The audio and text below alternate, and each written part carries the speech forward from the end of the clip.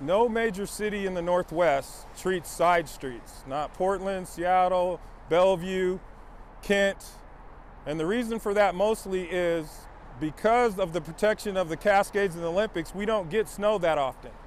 So unlike Buffalo, New York, or Manhattan, where we have 400, 800 snow plows, in these areas, we only keep, like the city of Seattle, we only have 35 plows that we use on 2 different shifts, 70 people. So in order for us to do the side streets, you know, we would have to have 200, 300 plows. And it doesn't snow enough to warrant that kind of capital investment, which would be around 26 million or more.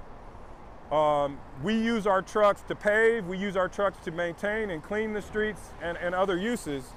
And it just wouldn't be prudent or cost effective for taxpayers for us to have a fleet that large. The other reason is the side streets, many of them are really steep. They're so steep that the plows will slide. And the last thing we want is a plow to crash into vehicles on side streets or to actually crash into homes at some of our dead-end roads around lakes, rivers, etc.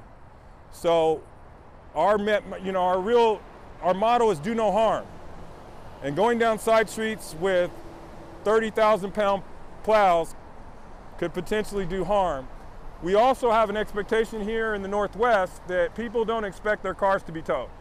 Unlike the Midwest and East Coast, where people are used to having to no park and either move their car or have it towed, in the Northwest, Vancouver, Canada, Washington, Portland, that may not go over too well.